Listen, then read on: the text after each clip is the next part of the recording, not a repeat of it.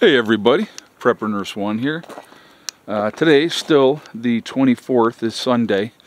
This video will be going up at 3 o'clock on Monday. So we're going to check this again one more time and see where we're at. Wow, okay. I want you to look at that. 90%. That is charging way faster than I thought. It's only noon right now, and I don't remember what time we did the first video, folks. God, I think it was maybe 10:30. I had come out, okay, so I came out here this morning at 9:30, and I looked at 9:30, and it was at 48% at 9:30. So we're looking at a 2.5 hour window, and it's gone from 48% to 90%. What'll happen is, once that hits 100%, it'll go into saturation mode, and it's just going to keep charging up. What I'll probably do today, I'm going to show you this. I wanted to kind of explain this real quick, and then we'll get into the topic of the video. But I wanted to explain this real quick, so for those of you that are thinking about it, if my system shuts down, okay, so I have two batteries there, one on top of the other, okay, you can see that one's lit up in green, it's blinking, right, because it's charging, alright, oh no, the blinking's underneath, I'm sorry, but that battery, they're all charging. I keep one connected and I keep one disconnected. So why is that, okay? If my whole system ends up shutting down, which it has done a couple times, you need a 48 volt battery to reboost the system. Won't start otherwise, okay? That's just part of the concept of it. So I always keep one battery disconnected. Because it's already at 90%, probably by 1 o'clock this afternoon, it'll be fully charged. So what I will do at that point, I will disconnect the one battery, plug in the secondary battery to get that one completely charged up as well. So then when I disconnect the first battery, that one's going to be at 100%. Do you understand? I hope you understand how that works. But on a day like today, when it's going to be really good sunshine, that's the day, and that way you make sure that both of your batteries are always ready to go. The one that you have disconnected is always going to be at that 100%, and if it starts to dissipate at all, then it's going to be okay. Alright, so having hopefully explained that to where you understand, we're going to move on with this video. I've had a lot of questions, a lot of people talking about, oh, you must have a lot of money, everything that gets done, that like you got thousands of dollars into the pavilion, you have, just in the road, all the gravel that has gone into the road, the amount of money there, and all whatever else, okay? And they're saying that I must, you have thousands of dollars worth of food. Well, that food has been collected over years, folks, okay? Years. So I'll give you a good example. One of the things that I just did, I finished one jar of peanut butter that I had, and I had a backup jar in the battery room. So I just grabbed that jar and I brought that into the camper because I'm going to start to use that jar. That jar of Peter Pan peanut butter, because that's a brand that I enjoy, that I like, expired, well, not expired, best by date was 2 years ago.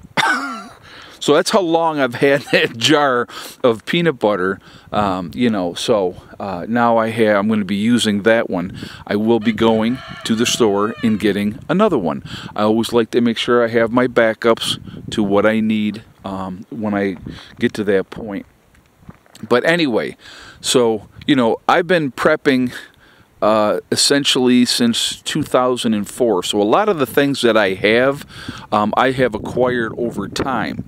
But as far as the road and the amount of money that's gone into the road, as far as the pavilion goes, okay, those type of things, that's a team effort. That is a group effort. That's not something that I did on my own and I just start pouring my own money you know, into everything. You know, the solar system that got set up, that was mine. I had saved that money, had those components ready to go before, you know, before we ever came down here. If you guys remember, I had all the components for the solar system already when I came down here, so I brought it down with me. The battery room, that was not cheap. That cost me, I think at the time, because the prices of wood and everything were so high, that cost, just in materials, I think it was about $4,500 to build that little bitty building, okay? But when we built that building, we used 3/4 inch plywood. I used rock wool insulation to insulate it. So, I mean, I made sure I used the better quality materials to put that together. You know, but a lot of what you have seen, the fruit trees that got all planted last year, and you know, that's all a team effort, folks.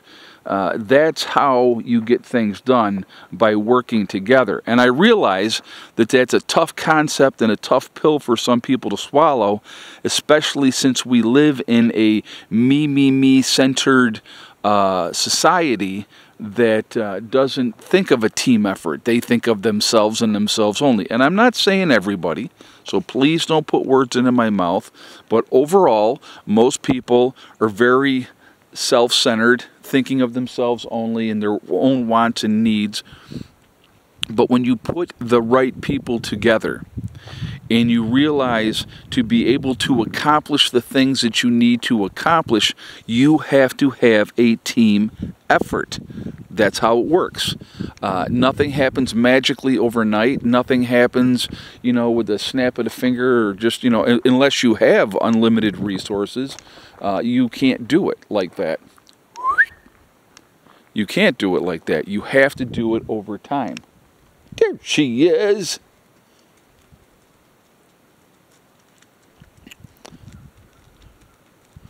Good girl. Good girl. Yeah, it's a good baby. Again, so a lot of the stuff that's been done here, folks, it is because we have done it as a team. And every person is an integral part of that team, you know. Maybe some people can't physically do a lot of the things that other people can do. That's true, right? And that's okay.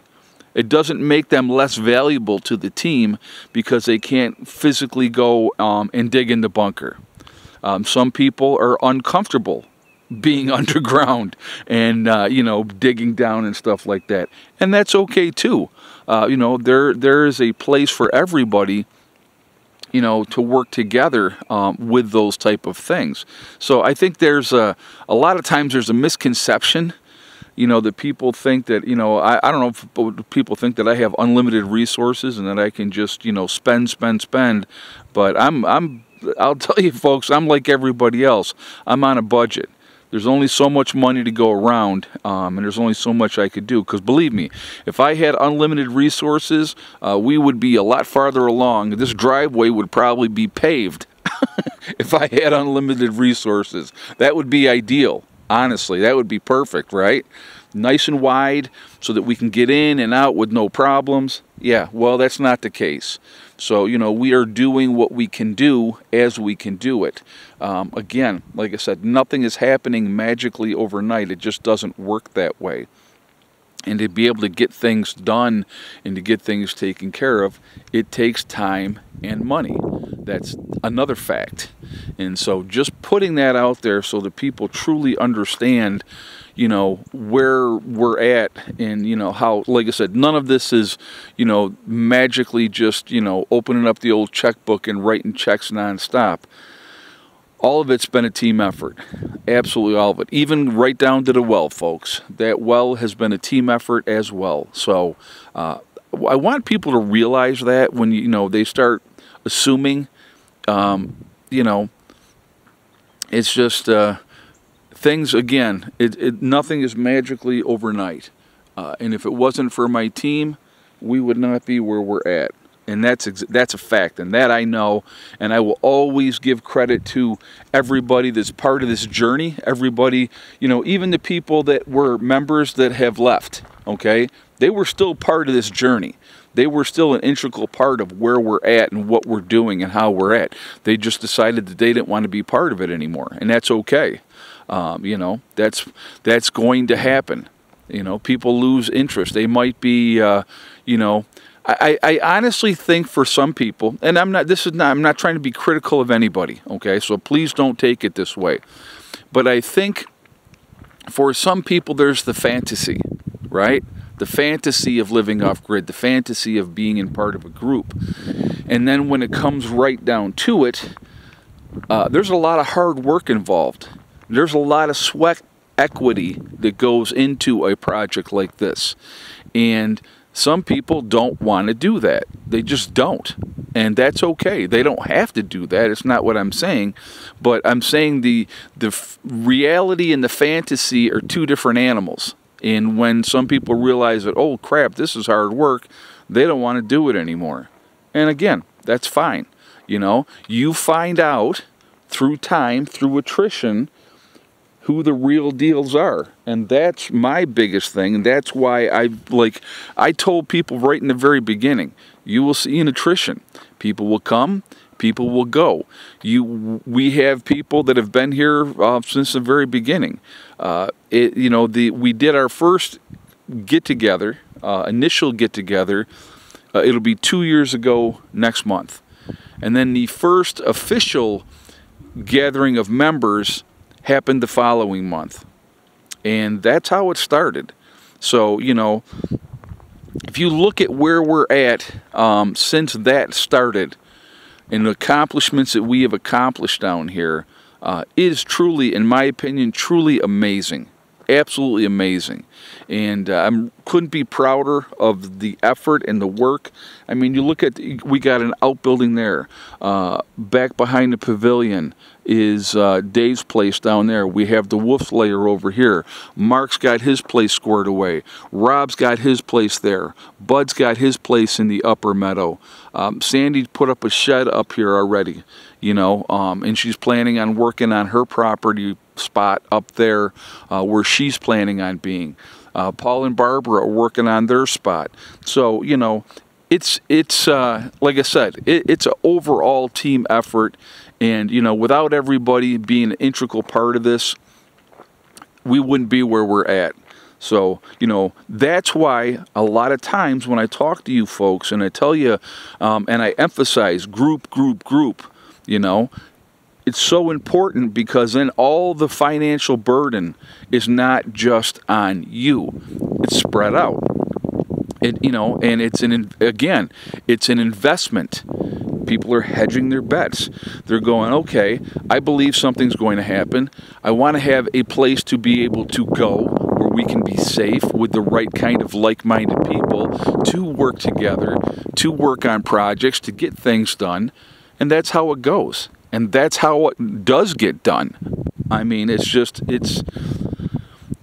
I don't know, just wanted to share that with you. I love when people assume and they don't know, but I think it was important to talk about the truly, the sacrifice, the hard work of a team to get to where you need to be. And that's what we're doing, and that's what we're going to continue to do. So anyway, guys, I am going to jump off of here for now. Remember, we truly are all in this together. We are one race called the human race. As soon as we can figure that one out, we're going to be in much, much better shape. Also remember to hug and kiss the ones that you love. Tell them every single day, tomorrow is not guaranteed. We never know what's going to happen in life, so it's really important that we tell the people that we care about every day how we feel. Last but not least, STD, step, thing, and day.